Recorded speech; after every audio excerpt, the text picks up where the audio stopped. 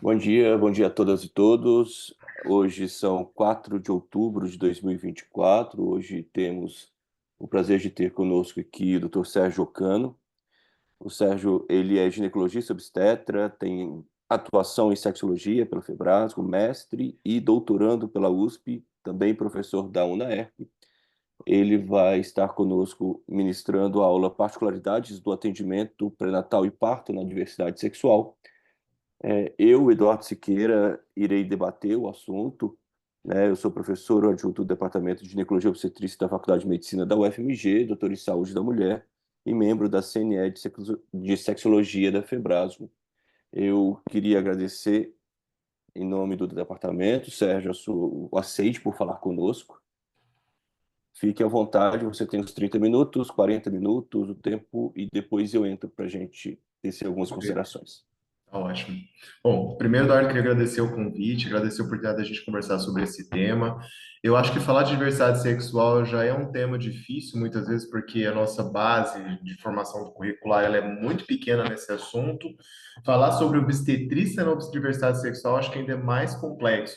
Mas o que eu quero deixar assim depois que a gente fizer essa discussão é deixar aquela mensagem que tudo que a gente sabe de obstetrícia provavelmente não vai mudar para o atendimento dessa população, mas existem particularidades que a gente precisa estar alerta durante esse tipo de atendimento.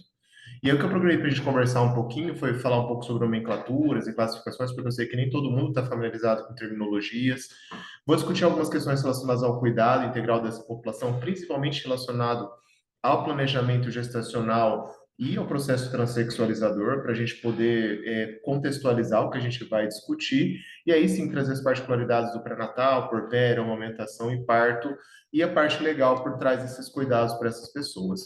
Então, para a gente começar a conversar, lembrar, né, que quando a gente vai falando em sexo, a gente está falando sobre uma questão anatômica, a gente está falando sobre uma questão genética, hormonal, uma determinação que leva à formação de uma genitália tipicamente masculina, com pênis, testículo tópico, ou uma genitália tipicamente feminina, que é vulva e vagina ao nascimento. E dentro desse processo podem haver diversas interações aí, incompletas ou parciais, ou eventualmente até ativações por mecanismos externos que vão levar a uma virilização parcial dessa genitália, e essas pessoas são classificadas como DDS, popularmente são chamadas de intersexo. Isso é diferente da condição transgênera, que é uma condição que está associada à identidade de gênero. São vivências onde a pessoa não se identifica com aquele gênero que foi proposto para ela. E essa identidade de gênero transgênera também não tem nada a ver com orientação sexual. Às vezes a gente ouve frases do tipo, essa mulher quer ser homem porque ela gosta de mulheres. Uma coisa não tem nada a ver com a outra, né? A expressão da orientação sexual, ela está voltada muito mais para o objeto de desejo, seja ele manifestado ou não, que essa pessoa vai ter, do que a qualquer outra característica que ela possua. Lembrar que sempre que a gente for falar de gênero e orientação sexual, a gente vai sempre considerar o autodenominação que essa pessoa está dando para ela. Então, a pessoa tem que dizer para a gente que ela é uma pessoa trans, que ela se identifica como homem, como mulher, que ela é lésbica, que ela é bissexual, que ele é gay, e não a gente inferir isso pela nossa conversa com esse paciente. Por que que eu acho que é importante a gente trazer isso à luz? Porque no Brasil nós temos estimativas mostrando que a proporção de pessoas trans e pessoas LGBTs é muito alta, né? Nós temos um estudo de 2021 publicado pelo Jean Spiriz lá da USP São Paulo que mostra para a gente que 7 a cada 1.000 pessoas aí podem ter uma identidade transgênero ou não binária. Então, assim, é um número relativamente grande da população. E se a gente for extrapolar esses números para a população LGBT no geral, quase 12% dessa população pode se identificar como gay, lésbica, transgênero. Então, assim, uma a cada 10 pessoas pode pertencer a esse grupo abertamente. E a gente vai precisar saber acolher essa pessoa dentro desse contexto de uma forma respeitosa e com instrumentos que a gente possa desenvolver ao longo dessa discussão. O que que a gente tem de barreira para essa população chegar até a obstetrícia para a gente? Então, primeira coisa, existem experiências que são negativas com os profissionais de saúde. É muito comum que essa população sofra preconceito, sofra estigmatização, e muitas vezes isso faz com que essa população não procure o profissional de saúde, mesmo em situações onde há necessidade.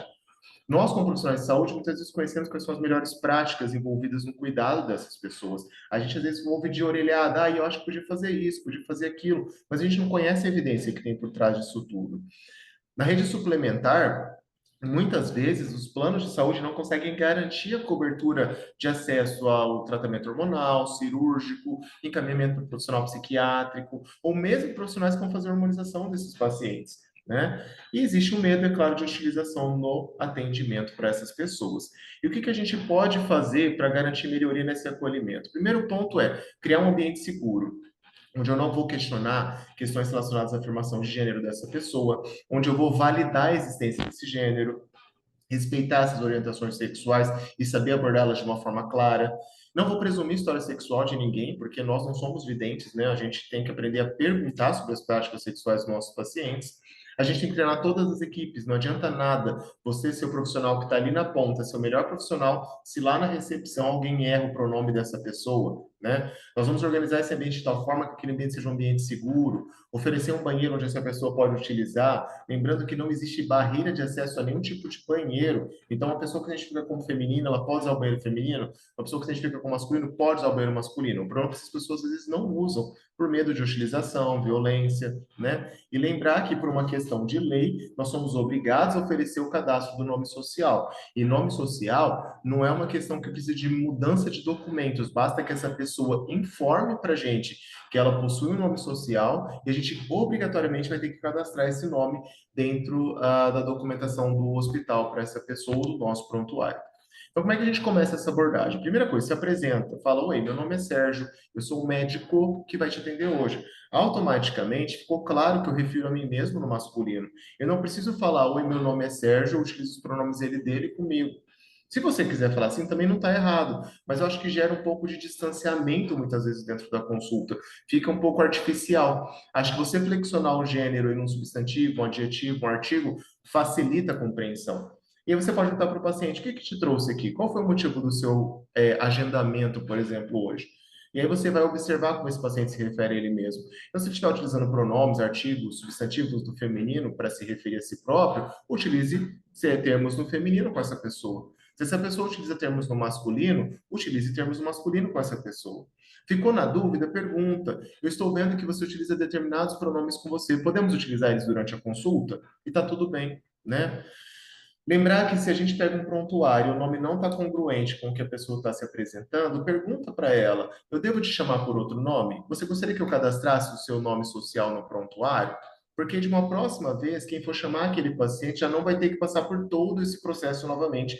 É muito cansativo isso para o paciente trans, gente, ter que explicar toda a consulta porque que ele tem um nome social e qual que é esse nome social. Tá? E ofereça também para ele a possibilidade de mudança no cartório. Isso é uma questão que, desde 2016, os cartórios já têm tido uma orientação de que eles podem realizar a mudança de documento dos pacientes mediante a troca e com a apresentação dos certidões anteriores, tipo de nascimento, casamento, certidão criminal, mostrando que é possível realizar essa troca. Tá? Não precisa de nenhum laudo médico para fazer isso. E aí eu acho que é importante também abordar as parcerias sexuais na questão de saúde reprodutiva. Então pergunta para a pessoa, ao invés de na consulta ginecológica a gente direcionar a pergunta para: você tem namorado e com o marido está tudo bem? Perguntar: você é sexualmente ativa? Está se relacionando sexualmente com alguém? Né? Você recebe algum tipo de prática penetrativa? Além da prática penetrativa vaginal, você realiza algum outro tipo de prática sexual que eu preciso saber na consulta? Porque é isso que vai guiar a nossa orientação em relação à saúde reprodutiva para esse paciente. Sobre a questão do processo transexualizador, gente, eu gostaria de só afirmar que antes de 97 era proibido fazer qualquer prática no Brasil. Em 2008 foi incorporado ao SUS alguns procedimentos cirúrgicos. Em 2010 os procedimentos da genitália feminina deixaram de ser experimentais. Em 2013 houve ampliação dos procedimentos de hormonização e cuidado integral para as UBSs e os serviços secundários. Então, isso expandiu muito os serviços que acolhiam essas pessoas no Brasil. Em 2019, o Conselho Federal de Medicina fez algumas alterações nas orientações sobre o uso de hormônios, cirurgia e bloqueio hormonal. Então, ele reduziu as idades para que isso acontecesse. Atualmente, então, a gente pode iniciar a hormonização aos 16 anos de idade e promover cirurgia para essas pessoas aos 18. E, recentemente, esse ano, houve primeiro a liberação da faloplastia como um procedimento não experimental em janeiro, e agora está sendo criado o País Pop Trans, que é o programa de atenção especializada à população trans, que vai substituir o processo transexualizador e a portaria de 2013, mas que ainda não foi publicado. E aí a gente entra naquela pergunta, né? Mas as pessoas LGBT, eles podem ter filhos? Claro que pode, né? E esse desejo, gente, ele é tão quanto igual às pessoas cisgêneras e heterossexuais. O problema é que essa discussão, muitas vezes, ela é negligenciada durante um atendimento ginecológico. Muitas vezes as pessoas não perguntam se essa pessoa tem jeito de, ou desejo de constituir família ou ter qualquer outra situação. E é um ponto importante a gente colocar que não existe evidência nenhuma que exista qualquer prejuízo para os filhos dessas pessoas com relação à criação, caráter ou mesmo influência sobre orientação sexual e identidade de gênero. Tá? Então, essas pessoas elas não influenciam negativamente ninguém, né? Isso é um construto que a sociedade infelizmente teve em relação às pessoas LGBT. E aí, lembrar que quando a gente fala em planejamento gestacional, a gente está atendendo uma pessoa que possui vulva e vagina ou pênis e testículo, a gente precisa reforçar para ela que se ela estiver se relacionando com uma pessoa que possui uma genitália diferente, ela tem risco de gravidez. E aí a gente vai ter que discutir qual que é o desejo que essa pessoa tem em relação a isso, se é concepção ou contracepção. E às vezes a gente atende pacientes trans que estão usando testosterona e param de menstruar e erroneamente pensam que eles estão protegidos de uma gravidez. Lembrar que testosterona não é contraceptivo. Ela pode promover uma supressão do eixo hipotálamo hipofisário ovariano, pode levar a uma atrofia endometrial, mas os estudos que existem atualmente mostram que quase 32% dos homens trans engravidam sem nenhum tipo de planejamento gestacional e que 24% deles engravidou inclusive em uso da testosterona. Então, a testosterona, ela não é um método contraceptivo. Se o meu paciente utiliza testosterona e ele tem risco de gravidez por conta da prática sexual que ele tem, eu preciso discutir com ele a possibilidade de uso de uma contracepção. E aí, para discutir contracepção, a gente precisa levar alguns pontos em consideração aqui. Primeiro, qual é o desejo desse paciente? É garantir prevenção de gravidez? É controlar sintomas do ciclo ovulatório? É diminuir o volume de sangramento? Né? E aí eu vou discutir, você está usando algum hormônio? Em teoria, a gente não contraindica o uso de nenhum hormônio simplesmente porque essa pessoa usa testo. Não existe evidência que isso aumenta risco cardiovascular para um paciente, tá? Mas é importante, de bom tom, a gente pensar que às vezes não vai ter benefício de dar estrogênio para essa pessoa, né? Checar se existe relação penetrativa com risco de gravidez, checar se esse paciente está tranquilo com o exame ginecológico para colocar um DIU ou usar um anel, né? E quais são segurança com relação a outras medicações que essa pessoa possa estar fazendo uso. Então, e aí as regras são as mesmas que a gente já conhece aí da OMS, do CDC, para mulheres cisgêneros, isso não muda, né? Com relação à constituição de família, essa pessoa pode ter um desejo gestacional, ela pode ter simplesmente o desejo de ter filhos, né? E aí discutir questões relacionadas à adoção também é interessante. Mas pensando no desejo gestacional, às vezes a pessoa pode ter querer a experiência ali de gestar e parir, ela pode simplesmente ter uma questão de criar laços, para ela pode ser importante às vezes as questões genéticas associadas à constituição de uma prole, e cada paciente vai ter uma necessidade diferente, e cabe a gente identificar isso e oferecer as técnicas de acordo com as possibilidades. Então, no Brasil, eu acho que a gente precisa colocar aqui, né, que existe todos os direitos LGBT eles são pautados em cima da Constituição, não existe lei específica nenhuma que garanta os direitos para as pessoas LGBTs, né? Mas esses direitos garantidos na Constituição servem para qualquer situação, cidadão. E aí isso envolve, inclusive, a questão relacionada à liberdade sexual e de identidade de gênero.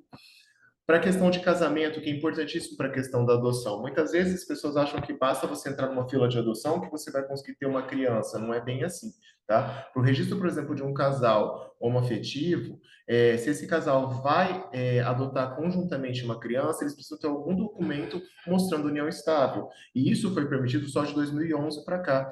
Antes de 2011, a gente não tinha nenhuma lei que permitia o casamento homoafetivo. Então, a adoção era garantida para uma das partes do casal, para outra não. Tá? Em 2013 precisou ocorrer uma resolução que fez com que o Conselho Nacional de Justiça obrigasse os cartórios a realizar esse tipo de casamento, porque nesses 2 primeiros anos alguns cartórios se negavam a isso, mas eu volto a ressaltar, não existe nenhuma lei dentro do Brasil hoje que garante esse direito para as pessoas homoafetivas e transexuais. Com relação à adoção, lembrar que o que existe hoje de regra é a ECA, né? Então, o Estatuto da Criança e do Adolescente é o estatuto que rege as questões da adoção no país, e para que você tenha a constituição da adoção por uma família, precisa existir um documento que mostre as questões relacionadas à união civil desse casal. Com relação à técnica de reprodução assistida, em 2013 foi comentado sobre a possibilidade de pessoas homoafetivas, mas ela só foi incluída de fato na resolução do Conselho Federal de Medicina em 2017. Então, de 2017 para cá, pessoas solteiras e pessoas homoafetivas poderiam utilizar técnicas de reprodução assistida. E de 2021 para cá, as pessoas trans foram incluídas dentro dessas resoluções. Atualmente, a resolução que rege a reprodução assistida no país é a 2283 de 2022, e ela garante os mesmos direitos para as pessoas trans e homoafetivas que para pessoas heterossexuais cisgêneros com relação às práticas de doação de gameta, de congelamento de gameta, de formar embriões e transferências de embriões. Então, a pergunta vai ser: tem desejo reprodutivo? Se sim, encaminha para a reprodução, avalia a possibilidade de geração espontânea ali para aquela casal, né? Se existe, mas a pessoa tem dúvidas, ela está planejando sobre o futuro, ofereça também essa possibilidade, porque muitas vezes começar a hormonização ou cirurgias pode atrapalhar o processo de estimulação ovariana dessa pessoa, né? E se não há desejo, discutir contracepção se houver risco de gravidez. É de bom tom que a gente faça essa oferta para o paciente. E aí, quando ocorre a questão da gestação, a gente precisa se preocupar com algumas questões exclusivas do pré-natal. Primeiro ponto que eu queria trazer, gente, o risco da gestação, ele não é definido pelo fato da pessoa ser LGBT. O risco da gestação ele vai ser definido pelas condições clínicas desse parturiente. Então, a gente precisa avaliar se existe uma história familiar importante para alguma situação, se esse paciente já possui alguma patologia prévia, qual que é o risco de desenvolver pré-eclâmpsia que esse paciente vai ter, se esse paciente está tendo alguma alteração durante o pré-natal. Isso não modifica pelo fato da pessoa ser LGBT. Tá? A realização de exames, avaliação clínica, solicitação de vacinas, é tudo igual, tá? Não modifica nada, né? Mas é importante que a gente conheça quais serviços estão mais preparados para acolher essas pessoas dentro da nossa região, até para mitigar preconceito e violência. A gente precisa discutir questões legais relacionadas ao registro dessas pessoas, dos filhos dessas pessoas, inclusive com relação à certidão de nascimento, e eu vou falar um pouquinho mais para frente disso. A gente precisa discutir via de parto e necessidades específicas desse casal, como, por exemplo, às vezes pode estar tendo uma pessoa transgênera que tem uma questão com o próprio corpo, e às vezes discutir a via de parto pode ser uma via para mitigar também a violência para essa pessoa. Lembrar que muitas vezes a gente vai ter casais onde a pessoa que gesta não quer amamentar, porque pode ser uma coisa relacionada ao feminino que aquela pessoa não se identifica. Mas eu também posso ter parcerias desse casal, ou dessa parturiente, ou desse parturiente, que também pode desejar amamentação, e muitas vezes a gente discutir a indução da lactação pode ser interessante. E por fim, lembrar que a gente precisa discutir contracepção com quem tem risco de gravidez não planejada, ou com um casal que eventualmente tem risco de gravidez e não deseja naquele momento. Por que eu acho que é importante a gente falar sobre esse tema, mesmo sendo um tema que, no geral, não modifica em relação ao que a gente sabe fazer habitualmente? Porque, infelizmente, as pessoas, elas evitam atendimento a essas pessoas. As pessoas trans falaram que elas tiveram sua consulta negada por alguns profissionais de saúde devido à discriminação e transfobia. E no Brasil, transfobia é crime. É um crime equiparado, inclusive, ao racismo. Pode ser, inclusive, inafiançável. Então, a gente precisa entender que muitas vezes a gente vai ter que acolher essa pessoa e se a gente não tiver condições de conduzir o caso, encaminhar para quem o faça. Mas o que a gente não pode fazer é negar o atendimento no primeiro momento. Tá? Existem outras barreiras aí, por exemplo, mulheres lésbicas, por exemplo, que tentam acessar os serviços, elas ficam um pouco receosas de chegar à recepção ou de levar sua parceria à consulta, porque elas podem sofrer discriminação, né? Muitas vezes a parceria dessa pessoa que gesta, ela não tem a parentalidade reconhecida, nem pelo plano de saúde e nem pelos profissionais que estão atendendo esse casal, né? As mulheres lésbicas, bissexuais, homens trans, eles quase não recebem orientação com relação à prevenção de STs e as rotinas. Então, o pré-natal acaba sendo uma oportunidade para a gente pôr em dia esses exames que eventualmente estão atrasados, né? E aí eu acho que um ponto importante para você pensar em questão de prevalência para essas famílias é que a presença de obesidade, consumo de substâncias como álcool, maconha, o próprio tabaco, são mais prevalentes nessa população. Então, eventualmente, aproveitar esse espaço para discutir essas questões com esses casais também acabam sendo importantes, principalmente na questão pré-gestacional, né? Então, se esse casal deseja gestar, vamos controlar esses fatores antes da gestação acontecer para mitigar riscos. Com relação a esses casais, né? Muitos deles procuram profissionais que já estão habilitados a trabalhar com a população LGBT, que eles chamam de LGBTI friendly, né? Porque eles têm medo realmente dessa questão do preconceito, da negligência com o atendimento. É importante envolver o casal nesse processo do pré-natal e não utilizar somente a pessoa que é parturiente. Utilizar os pronomes e terminologias adequadas com cada parte do casal, entendendo que se a pessoa que gesta tem uma identidade masculina, eu não vou chamar ele de mãe, eu vou chamar ele de pai. E evitar, gente, uma situação que eu achei muito interessante esse termo, que é o voyeurismo inapropriado. A nossa função quando a gente vai atender um pré-natal para uma pessoa LGBT não é ficar sanando a nossa curiosidade, mas é entender o que eu preciso de informação daquela pessoa para oferecer um cuidado em saúde. Então, às vezes, entender sobre a prática sexual, sobre a orientação, identidade dessa pessoa pode ser importante, mas ficar sanando curiosidade sobre o que acontece, o que essa pessoa pensa, talvez não é tão interessante e pode ser extremamente desconfortável para aquela pessoa. E trabalhar também a questão do medo de parto. Medo de parto é uma coisa que acontece, inclusive, com mulher cis e heterossexual, mas que para essa população, devido aí ao estigma, ao preconceito, às violências, pode ser muito potencializado e vale a pena a gente desenhar algumas estratégias durante o pré-natal para tentar mitigar isso na hora, por exemplo, de um parto. Para as pessoas trans, é importante a gente ressaltar que muitas vezes uma gestação pode levar ao desmascaramento, né? A pessoa trans, por exemplo, um homem trans que está durante o processo de hormonização de longa data, que eventualmente pode engravidar, essa pessoa às vezes tem uma passabilidade enorme e de repente ela vai ser exposta para a sociedade como um homem que engravidou. Além disso, você vai ter uma suspensão do uso da testosterona, que pode levar a uma piora dos sintomas de disforia, a agravos de saúde mental, né? Piora da ganho de caracteres, ainda ganho de caracteres femininos por conta da gestação. Então, a gente precisa levar isso tudo em consideração quando vai atender essa pessoa. E essas pessoas também enfrentam os mesmos riscos de abandono que uma outra pessoa cis teria durante o pré-natal. Então, existe um risco de abandono. Lembrar que muitas vezes as redes de suporte dessas pessoas não existem. Né? Diferente às vezes de uma mulher que engravida e é abandonada pelo parceiro, que tem mãe, pai, às vezes aqui não existe. Então a gente precisa avaliar como estão essas redes de apoio, lembrar que elas, apesar de serem orientadas a receber o mesmo cuidado das pessoas cis, essas pessoas não recebem os mesmos cuidados, né? E a gente não tem nenhum guideline específico sobre essas questões. Então, o que a gente vai utilizar para o atendimento dessas pessoas é o bom senso na questão do acolhimento e as evidências que a gente já possui em relação ao cuidado para pessoas cisgênera. Eu gosto de trazer esse estudo quando eu falo isso, porque esse estudo conta um relato de caso de um homem trans de 32 anos que chegou no hospital um pronto atendimento referindo cefaleia e hipertensão, pico pressórico. Ele foi atendido, ele informou para a equipe que ele era um homem trans e a condução foi com uma crise hipertensiva de uma pessoa não gestante. A verdade é que aqui aconteceu uma iminência de eclâmpsia, essa pessoa inclusive perdeu o feto, sem saber inclusive que estava gestante. Né? Então é importante a gente entender que esses corpos vão chegar até a gente, que muitas vezes conduções que para a gente parecem não ser habituais podem acontecer. Tá? Eu acho que outro ponto importante do pré-natal é a triagem da violência. Essa é uma recomendação, inclusive, da professora Surita da Unicamp, que ela recomenda que a gente tenha que estar alerta a isso. Essa população sofre muito mais exposição à violência que outras pessoas.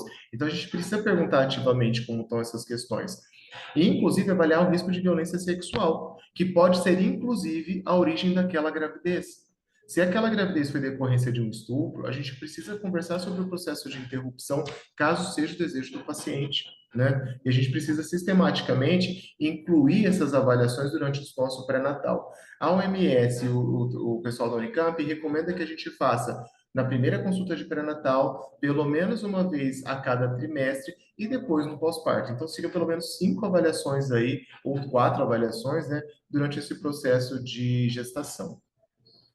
Com relação a formas de mitigar riscos, acho que é importante discutir a construção de um plano de parto com esse paciente, né? Muitas vezes o paciente discutir o plano de parto com um profissional médico acaba fazendo com que haja uma proximidade com a realidade que é ofertada no hospital, né? Porque muitas vezes o paciente constrói um plano de parto baseado no que ele viu no Google ou que a doula orientou para ele. E às vezes aquela informação, ela acaba sendo um pouco incongruente com a realidade do hospital. Então é importante a gente trazer isso para o paciente, discutindo com ele quais pontos ele tolera, quais pontos ele não tolera, o que ele gostaria que acontecesse, e que ele também entendesse que tem situações que a gente não controla, e que muitas vezes é importante que essa decisão compartilhada aconteça antes de chegar aquele momento, porque naquela hora a pessoa pode tomar decisões que elas são impensadas, ou entender aquilo como uma forma de violência. Para a pessoa que não gesta, o pré-natal também é importante para a gente discutir o processo de indução do aleitamento. O aleitamento humano, gente, ele pode ser induzido. Existem protocolos desde a década de 90 que foram desenvolvidos por Newman e Goldfarb, né? Newman, ele é um pediatra, Goldfarb é uma pesquisadora PhD em biologia, ela adotou algumas crianças ao longo da vida e ela quis amamentar esses filhos. E aí, o que aconteceu foi que o Newman, ele propôs um protocolo que simularia uma gestação para a Goldfarb, para que ela conseguisse lactar, e ela conseguiu lactar os filhos dela com esse uso do protocolo. O ideal é que a gente consiga fazer o protocolo longo, tá? Mas muitas vezes ele não vai ser acessível durante a gestação. Então, o que que a gente faz normalmente? Você entra com uma contracepção combinada de média dosagem, pode ser até um ciclo 21 mesmo, que tem na rede. O paciente faz uso dessa medicação por 4 a 6 meses ou por 4 semanas, se for um círculo curto. E aí a gente vai começar um galactogogo. Normalmente a gente começa com 10 miligramas ali de domperidona e você pode, 4 vezes por dia, e você pode subir para 20 miligramas depois da segunda semana, se o paciente tolerar o uso da medicação. E aí, esse paciente vai ter que suspender o estrogênio e a progesterona 6 meses antes da data provável de parto. 6 meses, não, desculpa, 6 semanas antes da data provável de parto, para que aquele efeito negativo sobre a prolactina desapareça. E aí, realizando o estímulo de sucção com bomba elétrica ou eventualmente com a própria criança, essa pessoa vai começar a ter injeção do leite. E aí, assim que possível, começa a lactação e vai fazendo o desmame em relação ao galactogogo ao longo do puerpério. Não é um protocolo difícil de fazer, ele é um protocolo que costuma ter bom resultado, mas existem efeitos colaterais por conta do uso de combinados, como cefaleia, né? Mas também existem efeitos colaterais com o uso do galactogogo. Alguns pacientes podem ter aumento do espaço QT, pode ter dor de cabeça, pode ter dor na mama, e a gente precisa fazer uma avaliação durante esse processo para esses pacientes. Com relação às questões legais do registro, então, a primeira coisa é que não existe lei que impeça o registro desses pais em lugar nenhum. O que acontece é que quando você tem um paciente que engravida por técnica caseira, eventualmente ele não consegue registrar a criança de uma maneira imediata na maternidade, nos cartórios. O que que a gente tem de documentação hoje, né? A gente tem a declaração de nascido vivo, que antigamente tinha um termo que chamava mãe, né, o item 3, e hoje esse item 3 ele chama parturiente. Então, aqui não necessariamente é uma pessoa mais do gênero feminino que vai passar pelo processo de parto. E aqui embaixo gerou-se um item novo, que é o item 4, que é o item do responsável legal. Porque em algumas situações, a pessoa que gesta não vai ser responsável por aquela criança, né? Às vezes a gente pode ter barrigas que são solidárias, úteros de substituições, gestações de substituições, onde a parturiente, ela não é a responsável legal por aquela criança. E aí o casal ou a pessoa responsável vai vir no campo 4 sendo identificado como responsável por aquela criança. No cartório, o registro hoje, desde 2017, já não consta mais mãe, pai, avós maternos e avós paternos, consta filiação e avós. Então a gente pode simplesmente constar ali pessoas do mesmo gênero, casais formados por mais de 2 pessoas. Isso tudo pode ser constado na certidão de nascimento dessa criança, né? Desde que haja a documentação adequada mostrando que aquele casal fez uma reprodução assistida, tá? Com relação à condução do parto, a gente precisa traçar um tripé mínimo de acolhimento, que é avaliar esse cuidado de uma forma respeitosa, com uma comunicação efetiva com esse casal e acompanhante e garantir a presença do acompanhante para esse parturiente.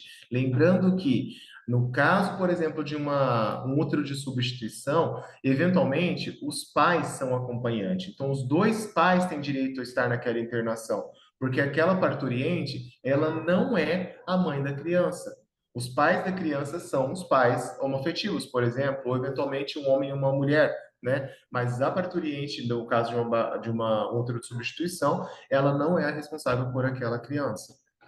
Com relação ao parto em pessoas trans, a gente tem um levantamento americano que mostra que a maioria optou por, a maioria não, mas quase metade dessas pessoas optaram por partos com profissionais não médicos e alguns até optaram por parto domiciliar, apesar dos riscos. Por quê? Porque estaria no ambiente de segurança social. Então, não teria que ir ao hospital, fazer cadastro, ter o seu gênero desrespeitado, sanar a curiosidade de profissionais da saúde, estudantes, né? Dentro da casa você teria menos riscos, e você iria só para o hospital se você precisasse de alguma intervenção cirúrgica ou eventualmente um acompanhamento médico mais específico, né? E aí eu acho que a gente, então, para melhorar essas questões, o que a gente precisa fazer? Conversa sobre a via de parto e internação com essa pessoa ainda no pré-natal. Não espera acontecer internação no hospital para isso acontecer. Evita a exposição desnecessária daquele corpo, né? Já é um corpo dissidente que chama atenção. Então a gente precisa estar preparado para acolher com naturalidade essa pessoa. Evitar conversas de corredores e curiosidades e, acima de tudo, saber se desculpar se a gente fizer alguma coisa que foi errada. E aí, com relação ao puerpério, a gente não tem muito segredo, são os mesmos cuidados que a gente vai oferecer para a pessoa que gestou. Então, avaliar sangramentos, alimentação, higiene, analgesia, amamentação, oferecer profilaxias e contracepção, né? Só para vocês terem noção, as mulheres que relacionam-se com outras mulheres, elas têm mais tendências, elas são mais propensas a serem criadas para depressão pós-parto e elas costumam ter mais diagnóstico de depressão pós-parto do que as mulheres heterossexuais. Então, vale a pena a gente estar alerta a essa questão da depressão pós-parto.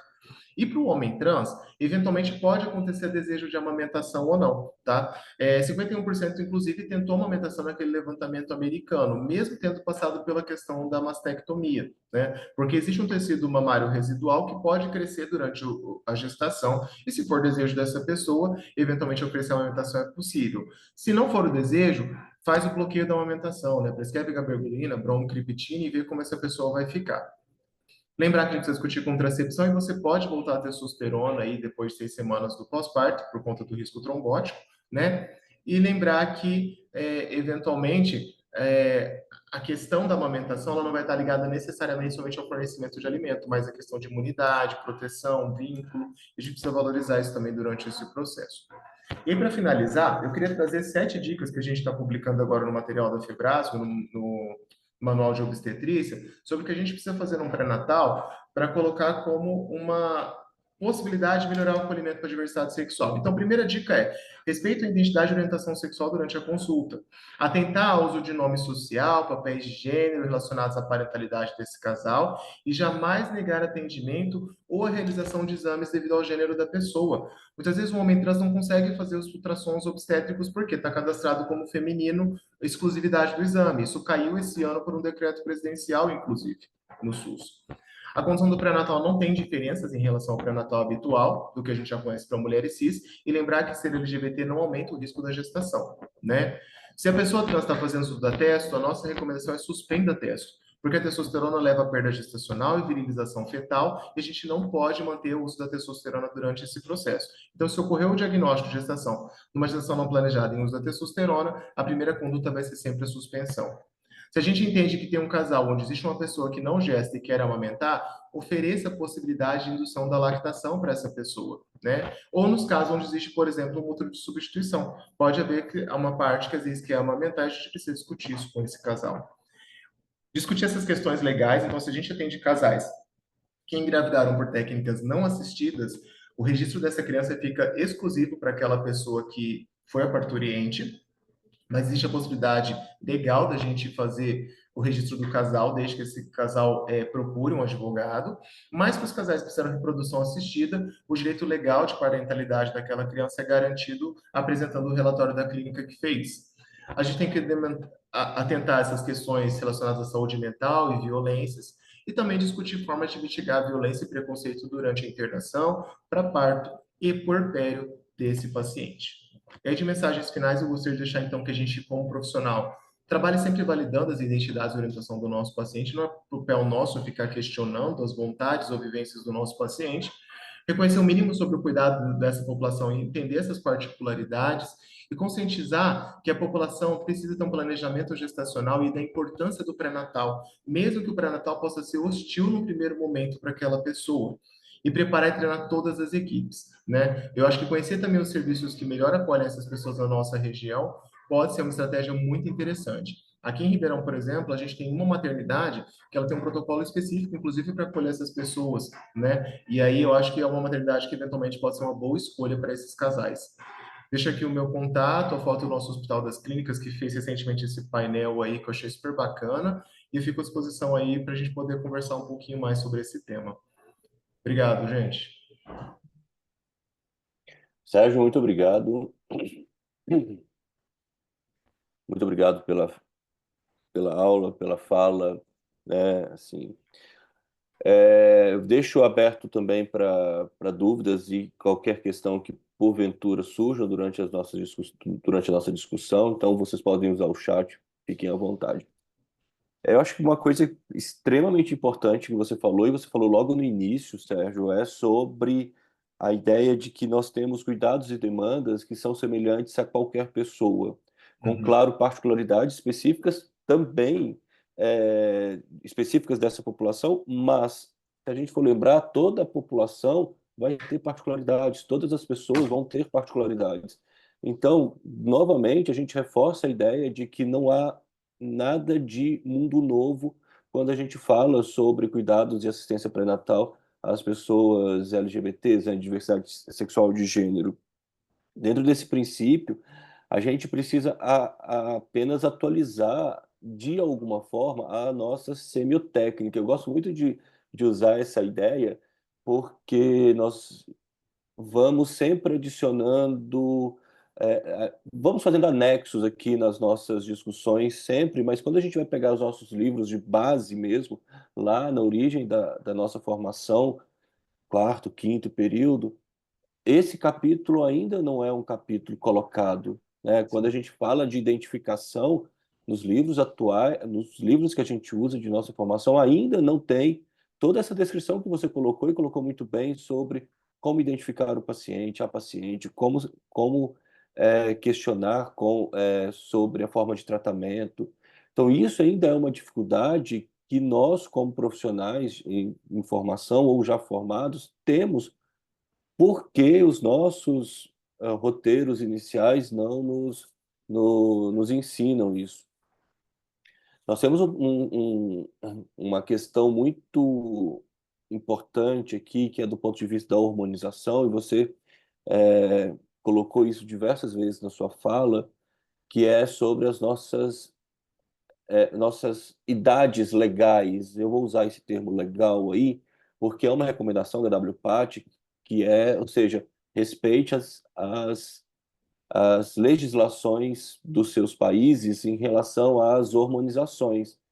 E é extremamente importante a gente frisar sobre a idade em que nós fazemos hormonização no Brasil, para que a partir desse ponto a gente trabalhe, sim, a nossa assistência, né?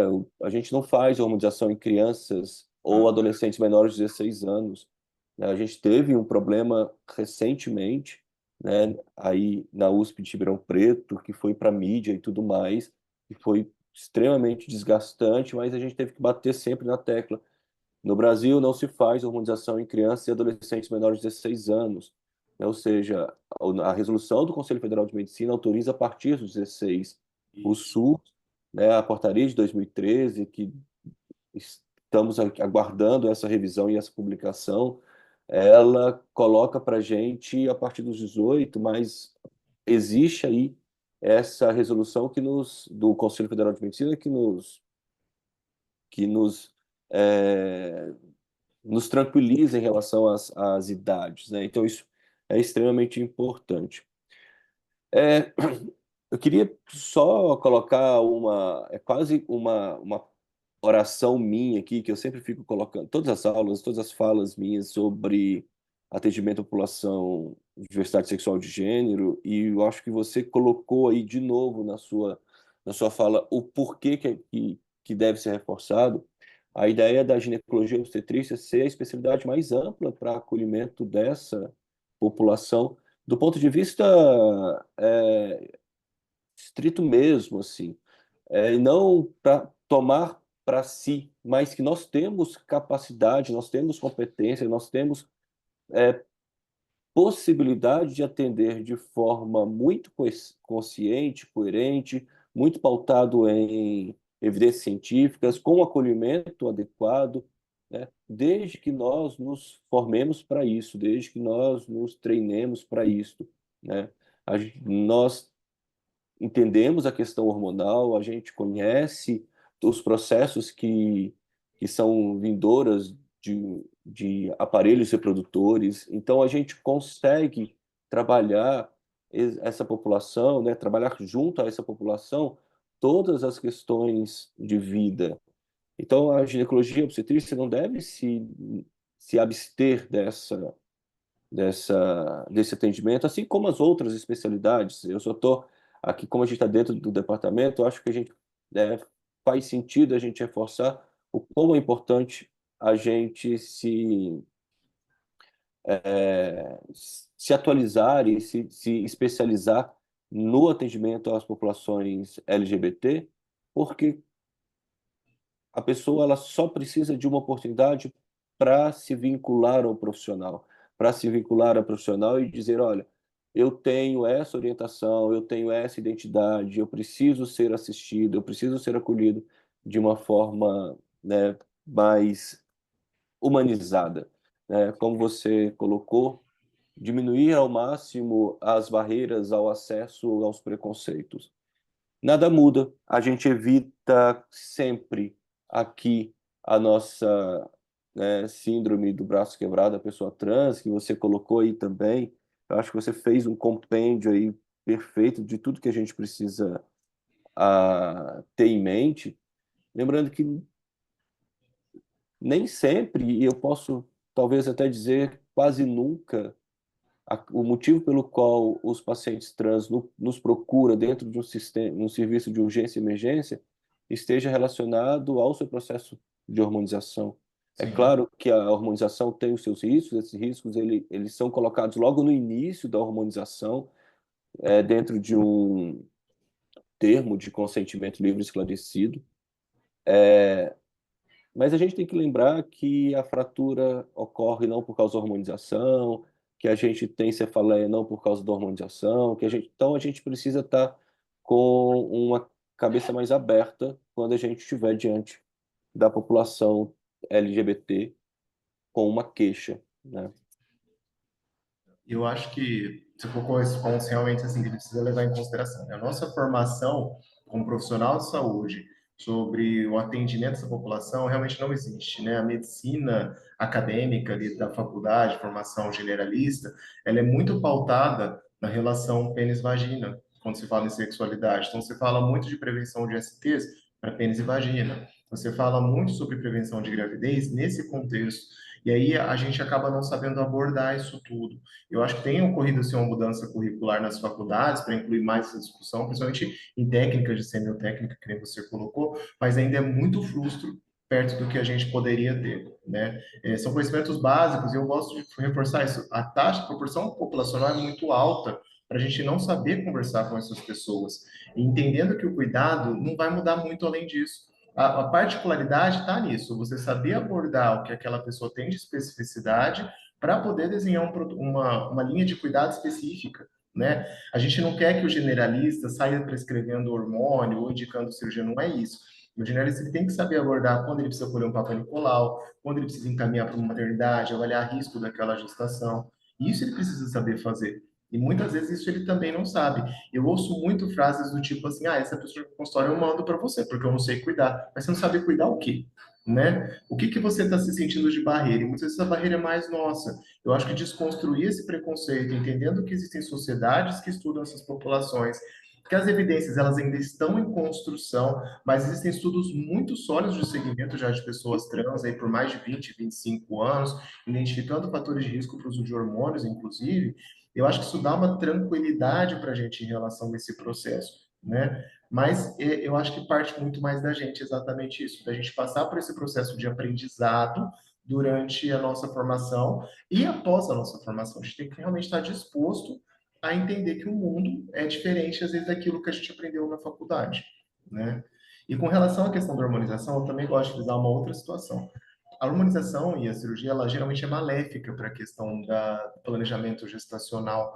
E aí, discutir antes também é um problema, porque geralmente esse paciente chega tão ansioso para começar um tratamento com a gente, que muitas vezes com 16, 17, 18 anos de idade, essa pessoa não está pensando em constituir família. E isso é muito grave, porque às vezes lá depois de 30, 40, ele vai querer constituir.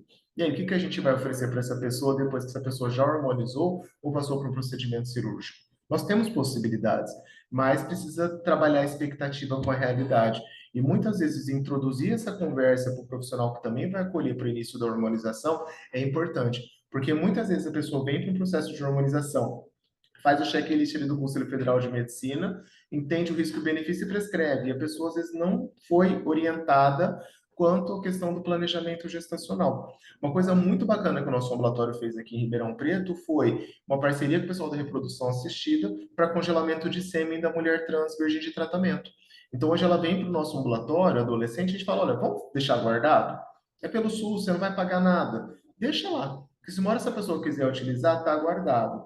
Para o homem trans, a gente tem alguma evidência que dá para estimular, mesmo em uso da testosterona, a captação de óvulos, então não acaba sendo um grande problema. Mas para a mulher trans, o estrogênio é muito maléfico no sentido da reprodução. Então, a gente tem oferecido para esses pacientes a possibilidade, quando ele é virgem de tratamento, de fazer o congelamento de sêmen para uso futuro. Se essa pessoa desejar, vai estar lá, né? Então, acho que são coisas que a gente pode discutindo, oferecendo para essa população, dentro das nossas práticas do dia a dia aí mesmo. Perfeito. Se alguém tiver alguma dúvida, alguma pergunta, fiquem à vontade. A gente vai para os nossos momentos finais aqui. Sérgio, você falou aí do novo, né, dessa nova portaria que foi anunciada em janeiro, né? Teve todo um evento para o anúncio dessa portaria, mas a portaria ela não saiu de fato, né? Não, não há uma previsão, né? A gente não tem nenhuma previsão de andamento da portaria nesse momento. Mas, por outro lado, eu queria trazer dois dados que eu achei muito interessantes com relação à mudança de alguns protocolos do Ministério da Saúde. O primeiro deles é que o protocolo de rastreio de câncer cervical está modificando. Ele vai passar a incluir as pessoas trans com útero e as mulheres lésbicas dentro do protocolo, inclusive como orientação de como fazer esse rastreio. Né? Então, acho que isso já é uma vitória muito interessante, principalmente agora com a mudança para o PCR, né? E um outro protocolo que está passando em atualização agora é o protocolo das diretrizes de parto normal e parto cesariano, que também estão incluindo as pessoas LGBT, que não incluía, né? Então, eu acho que apesar de a gente ainda não ter a atualização do Pais Pop, acho que esses processos eles vêm acontecendo durante esse processo. Então, tá assim, eu acho que a gente está caminhando, mas tá vindo. As informações elas estão chegando e eu acho que a partir do momento que a gente protocola, né? O acesso ele fica facilitado para o prestador de serviço, porque está lá, constando o que ele precisa fazer. Né? Na dúvida, abre o protocolo, vai estar escrito o que você precisa fazer. E eu acho que essa, inclusive, é uma estratégia para cidades. Os protocolos municipais, eles precisam incluir o cuidado para que o generalista, o médico da família, o ginecologista da atenção primária, eles saibam o que fazer, tendo um protocolo para acesso rápido, né? Com poucas orientações ali. Perfeito. Sérgio, não temos nenhuma dúvida aqui das pessoas que estão nos ouvindo, nos assistindo. Fico muito feliz por você ter aceitado o convite para falar para a gente sobre pré-natal e parto das pessoas LGBTs. Espero que não tenha atrapalhado tanto aí o seu cronograma. Obrigado de verdade. Você sabe o quanto que eu sigo você, admiro a forma como você trabalha junto à população LGBT e a gente vai mantendo o nosso contato. Muito Imagina, eu obrigado. que agradeço o convite, a oportunidade, e a gente mantém um contato aí, numa próxima oportunidade a gente volta a conversar, tá bom? Ficarei feliz. Obrigado, Pessoal, muito gente. obrigado. Muito obrigado. Uma boa sexta-feira a todos. A gente volta a se ver na semana que vem, aqui mesmo no Centro de Estudos. Um grande abraço a todos e a todos. Tchau, gente. Dia a todos. Parabéns, um abraço a todos.